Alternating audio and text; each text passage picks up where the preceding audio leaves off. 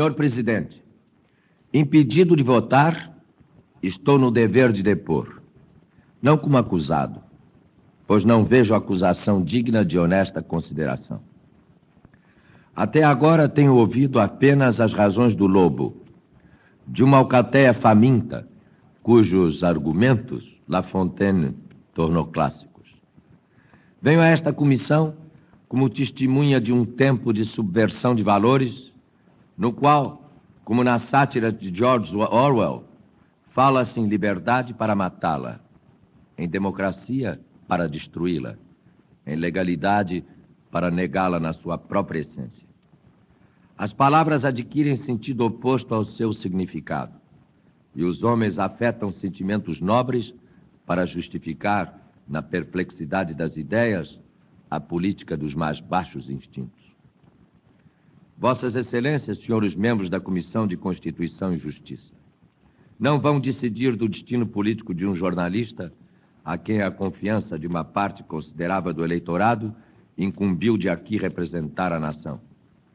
Vão decidir do próprio destino do poder legislativo e, por via de consequência, do futuro próximo da própria nação e do regime democrático, que ainda é no Brasil uma promessa há muito tempo adiada. Parece que uma estranha circunstância acompanha esses episódios e que tudo o que nos acontece ganha na boca de presa dos nossos inimigos nome trocado.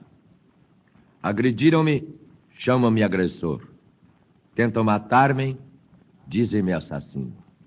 Invadem-me a vida privada e a boca fácil do ministro da Fazenda chama-me, se estou bem lembrado, invasor de lares, como se o seu senhorio, o poderoso contrabandista, estivesse incorporado à sua honrada e respeitável família. Na madrugada traiçoeira de novembro, segui para o lugar do maior perigo. Participei de um bombardeio a que não responderam os nossos para não desencadear a guerra civil. Chamaram-me covarde. Expatriei-me para salvar com a vida a honra a resgatar dos que apregoaram em leilão num lote de suas consciências amarradas. Disseram que era uma vilegiatura. Demorei-me no estrangeiro, disseram-me que voltasse, pois nada tinham contra mim. Eis-me de volta, juncam o meu caminho de armadilhas longamente preparadas. Defendi a tese de que uma democracia não se faz apenas com chamá-la por esse nome, e de que é necessário fundá-la na boa-fé e não na astúcia, na honradez e não na fraude, porque o povo merece o melhor e não o mais vil. E chamaram-me inconformado e até golpista, porque se impôs pela força a confusão entre o conformismo e a desonradez. Vibraram no país golpes sucessivos, dos quais este de hoje é apenas novo episódio para uma nova série. Aponto mais um crime, eis-me criminoso. Denuncio uma traição, chamam-me traidor. Desta vez era valer. O procurador e procurador militar, façam-me o favor, vai agora completar a sua obra tratando de processar uma das vítimas do atentado, do qual ele excluiu um dos mandantes. Eis então essa edição pachola do procurador da Judéia, que não se lembrava, como no conto de Anatole France, do inocente que entregara a turba enfurecida pelos provocadores, mas guardava a memória do ladrão que libertara para celebrar o poderio de César, só este capaz de premiar ladrões e crucificar os que tivessem a ousadia de expulsá-lo dos templos da sua traficância. Pararam de roncar por um momento ao menos os turbojatos do infatigável turista comissionado em presidente da República. Estranhas visões perpassam na retina fatigada do povo triste e dorido. O Olimpo, senhor presidente, movimenta-se como uma espécie de pequeno vulcão arrabaldino.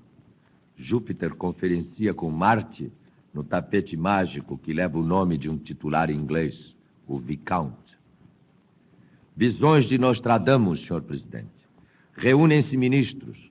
O venerável presidente que chefiou a República por nomeação, graças à moção alvissareira que realizou por via cartorária o que por via eleitoral não alcançara, Mercúrio envelhecido, feito embaixador e ministro desde que as asas dos pés lhe subiram às omoplatas, e Cupido, senhor presidente.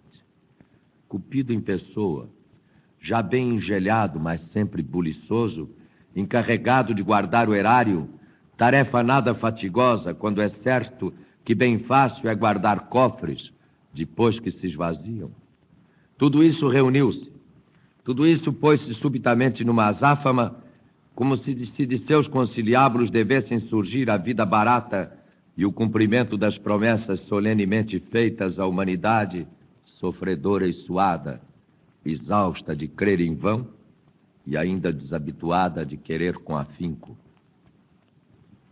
Depois, já de madrugada, Carlos Lacerda comparou a cena com uma tourada. Creio que não vivi bem o meu papel e me penitencio.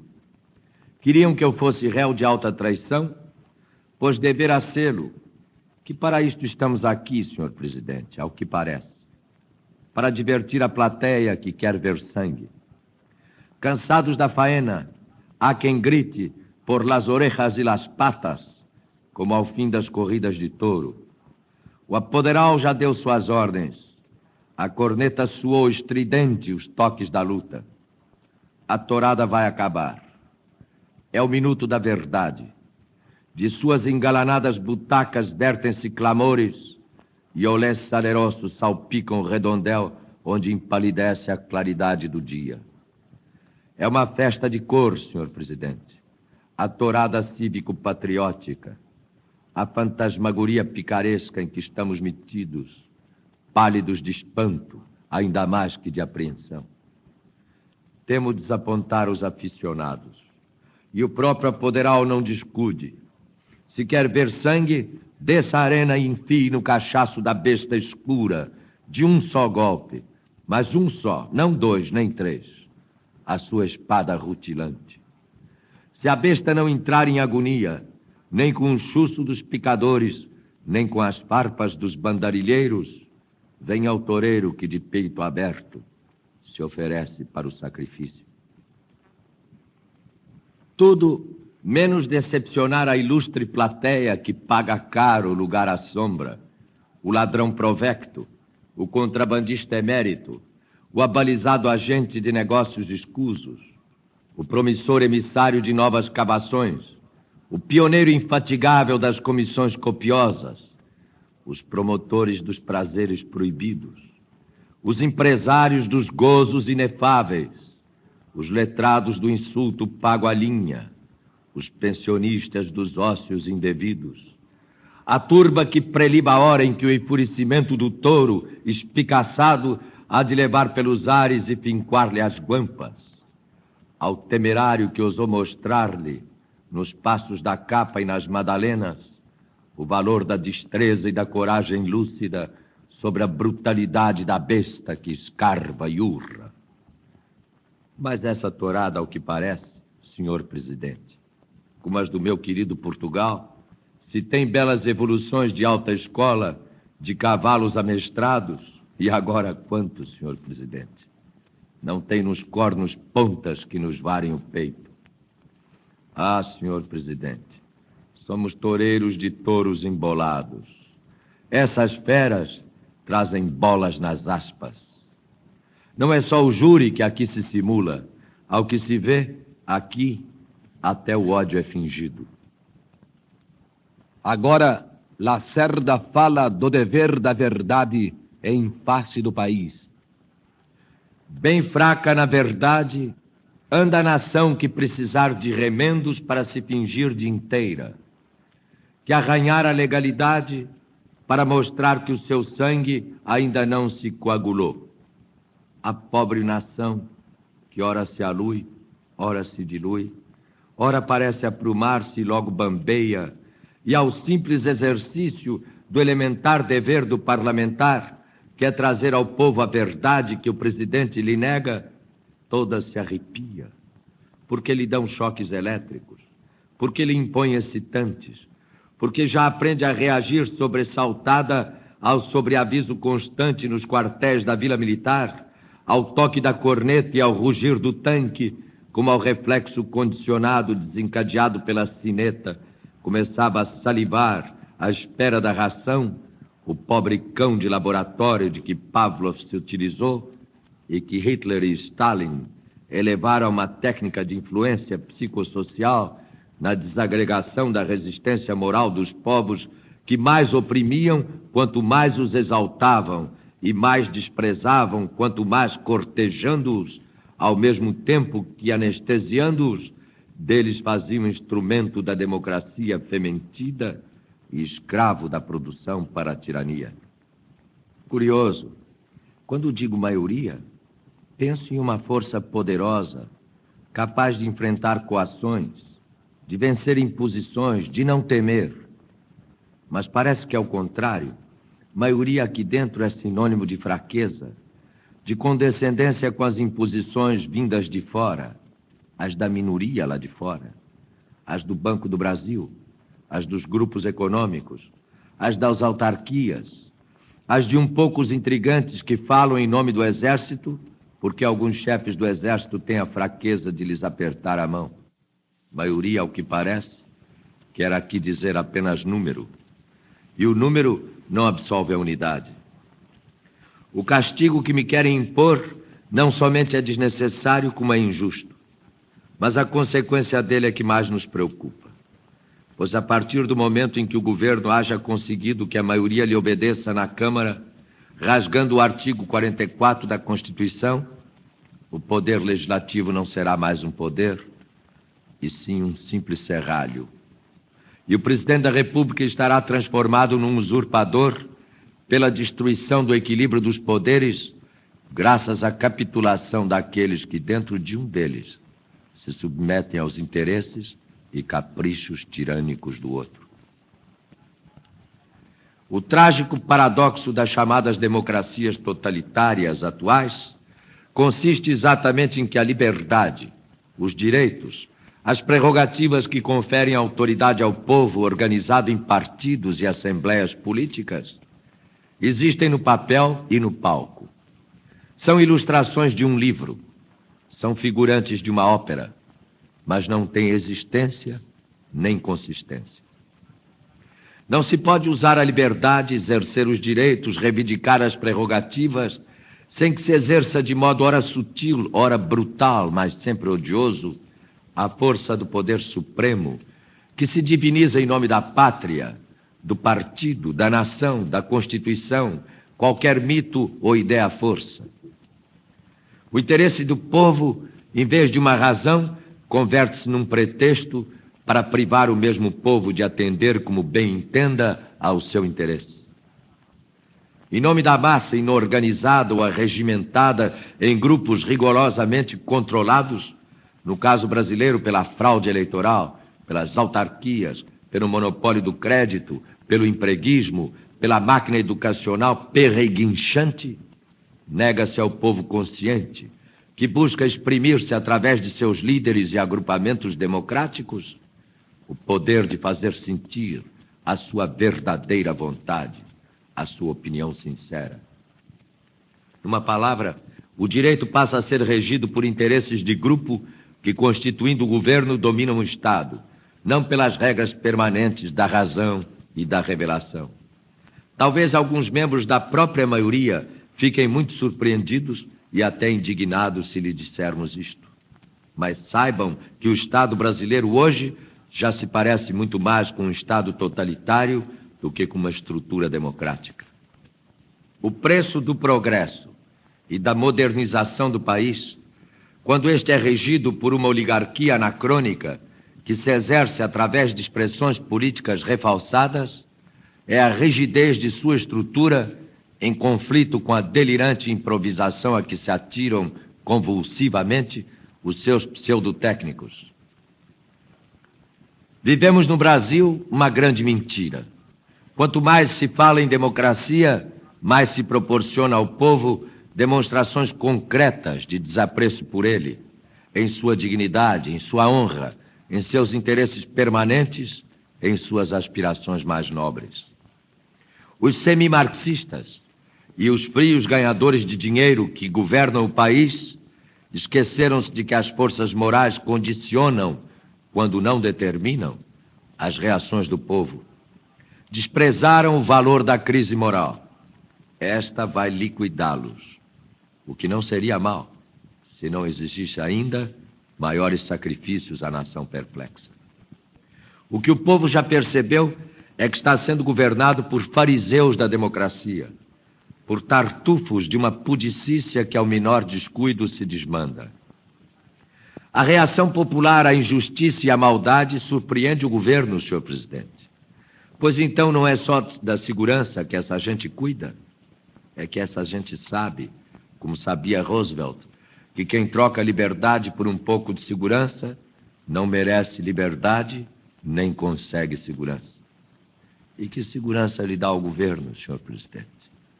A lei de segurança. Imagine se seria possível existir minoria no Congresso quando a maioria decidisse, conforme a conveniência política do governo, se os da minoria estão ou não exercendo legitimamente o seu mandato. Neste caso, o diálogo democrático transforma-se num monólogo de duas bocas, na qual uma diz o que quer e a outra sequer pode dizer o que pensa. Não há quem possa resistir ao assalto da ignomínia, ao horror de tanta lama, do mar que agora invade a terra enxuta que conseguíramos ressecar com as próprias mãos. Não há hoje crime de que eu não seja acusado, vexame pelo qual não tenha de passar. Como resistir a tanto esforço? Como sobreviver ao sítio da infâmia, ao coro dos sapos no pântano, ao concerto dos mochos que, de olhos fixos na presa, presidem a emboscada? Estamos diante da ofensiva geral dos inimigos, que o são também do tesouro público e da esperança popular. Mas uma força possuo que me faz resistir a tudo isso, senhor presidente. É a confiança nos desígnios de Deus e a certeza da minha inocência. A firme convicção de que prestei um serviço ao povo brasileiro. Nesta última parte do meu testemunho, prefiro deixar aqui consignadas as razões profundas da tentativa maciça, longamente premeditada, de esmagamento dos nossos direitos cívicos e do mesmo passo da nossa inquebrantável resistência. A prisão é bom que se saiba, senhor presidente, se não me atrai, também não me intimida. Perderei um mandato, talvez, mas tantas vezes quantas houver eleições neste país, voltarei a esta Câmara ou além dela. Aqui espero não encontrar, então, umas poucas figuras para as quais terei o cuidado de deixar vaga na prisão a que me condenassem hoje. Quero saber até que ponto uma nação atura que dela escarneçam a trocar o nome das coisas, dos sentimentos e das instituições, a promover mascaradas como esta, a falsificar os programas e inverter as doutrinas, a praticar a demagogia com linguagem bíblica e a entoar canções báquicas em tom de cantochão. Não é de mim que eu cuido, nem é propriamente o meu mandato que me aflige. Desde agosto de 54 tenho à vista em casa aquele texto do Salmo 90 que diz: porque é ele que me livra da armadilha dos caçadores e da palavra dura. Até o salmista fazia trocadilho com vossas excelências. Ainda há ingênuos ou espertos que me julgam cheio de ódios porque sou veemente. Não, senhor presidente. Sou veemente porque detesto a hipocrisia e o comodismo. Mas não tenho ódios porque sou livre. Quem odeia transforma-se no escravo do outro, que ele odeia. Quem odeia são os meus escravos de hoje, que não querem ser alforriados porque têm o poder na mão, mas são escravos da cobiça e do ódio que os converte em escravos da nossa vontade. Veja, Vossa Excelência, que nada mais se faz neste país há um mês, somente porque o governo está decidido a destruir-me e, com ele, a sua corte de íncubos e súcubos, nessa saturnal de ódios torvos e de ódios falsos, de ódios lodosos e de ódios vítreos, de ódios hepáticos e de ódios linfáticos, de ódios gratuitos e de ódios alugados ao dia, de ódios puros ódios e de ódios misturados à inveja, ao despeito e, sobretudo, ao medo. Detesto dizer que inspiro medo a certos homens, Sr. Presidente, mas esta é a verdade. Felizmente, não aos homens de bem, apenas aos outros. E são esses outros os que se mexem, os que se movem, os que se danam e redanam nessa dança de fórmulas, de pretextos, de processos, de perseguições, que me atormentam a inteligência, me castigam o corpo, mas me deixam limpo, lavado, o coração impenitente. No fundo de tudo isso, que é que se agita? Qual a lição que esse parecer, esse ambiente tragicômico, essa mobilização de ódios e de irresponsabilidades álacres, num clamor de festa bárbara, num tropel orgíaco, vem dar ao povo aturdido? É que se procura a minha custa convencer o povo de que é inútil ter ideal, de que é vã toda a esperança. Trata-se de esmagar um que parece forte, para que os mais fracos e os tímidos, os humildes, os sempre vencidos, os que não ousam, os que não insistem, os que não se agarram como eu à veemência para não se entregarem ao desânimo, os que não forçam a violência do verbo e a perseverança na ação, porque receiam ser inútil todo o esforço, afinal se entreguem, se abandonem e se deixem dominar. Não me podem fazer mal maior do que já me fizeram os homens do governo, os propagandistas do governo, os profissionais do terror judiciário e da pressão de pseudo-maiorias que nomeiam presidentes da República e aclamam como salvadores da pátria os seus próprios tiranos. De hoje por diante, todo o mal que ainda me possam fazer já não me atinge, pois me é completamente indiferente saber que me mantenham o mandato ou que me entregam à prisão, se me condenam por este ou por aquele processo. Em qualquer parte em que eu esteja, o povo já sabe que não terá um traidor do seu serviço, nem um falsário da sua honra. Senhor Presidente, não se usa mais citar Homero, mas espero que a recente versão cinematográfica da Rapsódia de Ulisses tenha atualizado na Câmara dos Deputados os mitos do velho bardo grego. Penso ao concluir, no ardil de Ulisses aprisionado na gruta do Cíclope de um olho só no meio da testa. Ele viu que o gigante Polifemo devorava os seus companheiros e se preparava para esmigalhá-lo em suas manoplas junto à boca voracíssima. Embriagou-o, então, e furou-lhe o olho único, o olho vigilante. Mas como tivera Ulisses o cuidado de dizer ao monstro que o seu nome era Ninguém, não acudiram os outros monstros ao apelo do colosso, quando, doido de ódio e de rancor, o gigante gritava que ninguém lhe havia furado o olho poderoso. O governo é hoje, com seu monstruoso aparelho de propaganda, de deformação da verdade e de opressão econômica e política, o cíclope que ousei desafiar nesta odisseia. Ceguei-o de ódio, e ele procura, no fundo da gruta em que está transformada esta Comissão de Constituição e Justiça, esmagar-me em suas manoplas, ajudado por certas mãozinhas habituadas a outro tipo de serviço. Mas, senhor presidente, ninguém acode ao monstro ferido só porque ele grita que ninguém lhe vazou o olho pérfido.